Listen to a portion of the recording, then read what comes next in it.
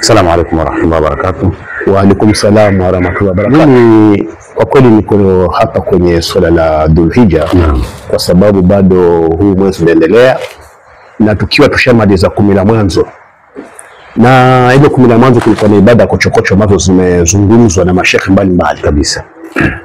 Lakini sasa tukija kama kwa mfano Arafa imeisha, hata mahujaji hivi sasa pia wengine wanajitaisha kuja majumbani. Sasa je, lipi ambalo hivi sasa kama umma wa Kiislamu ambalo wangefanya ili waone kwamba bado wako katika ndani ya mwezi mtukufu wa Dhulhijja? No, unakusudia kukimbilia zile siku njema na zama njema, yani ni walizikaidi kama kwamba zile zama zimeisha. Naam. Kwa hivyo tufanyeje?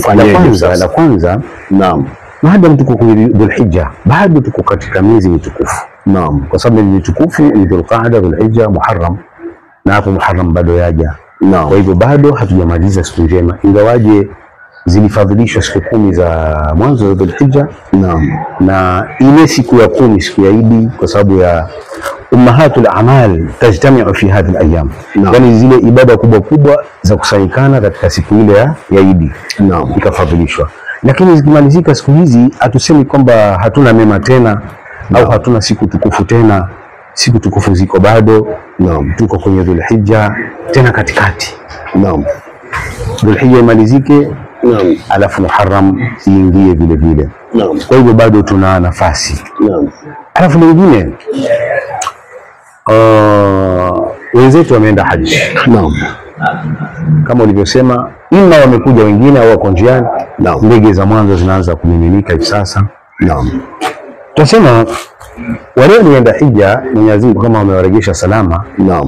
Ni turathi kubwa kwa Muislamu ambaye kwamba hakwenda hija. Kivipi?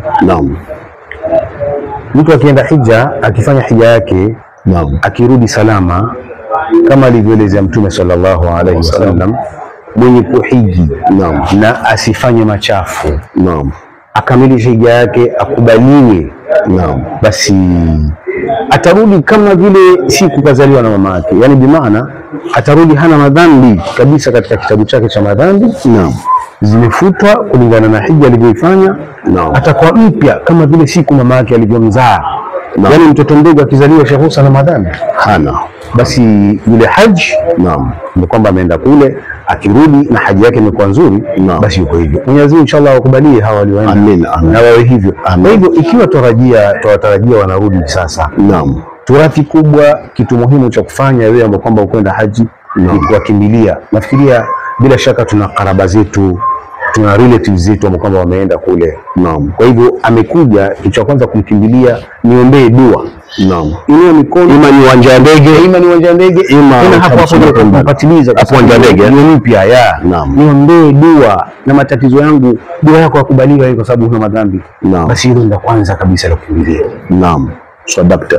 La pili, ukifika airport ya Jeddah, kama unakuja nyumbani uko Saudi Arabia, kwa sababu julikana ni mahujaji hawa, kuna zawadi wamepangiwa pale ambao kwamba ni container za maji ya Zamzam.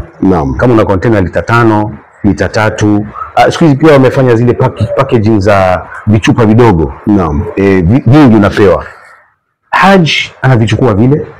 Na akifika huko, kwa sababu sisi hatuna maji ya Zamzam, ni kitu muhimu umwambie, bwana usinisahau na maji ya Zamzam. Kwa nini? Kwa sababu Mtume anasema ma'u Zamzam limashuri balahu, maji ya Zamzam yani itategemea unainywa kwa nia gani. Ukiomba dua wakati unakunywa maji ya Zamzam, basi Mwenyezi Mungu akujibu dua yako. Ni maji ya baraka ile tuyajua. Kinyume cha kwamba yule karaba yako au relative anakuja kutoka haji, wewe kitu nakimbilia ni kumlaumu, ukienda haji amletee wenzenu kanzu, simu, hatuna simu sisi, hamtuletei simu, laptop. Sasa unaenda tu uletee watu zawadi. Kumbe zawadi kubwa zipo, yeye anazo na amezibeba, sio zile unazodai wewe ambazo kwamba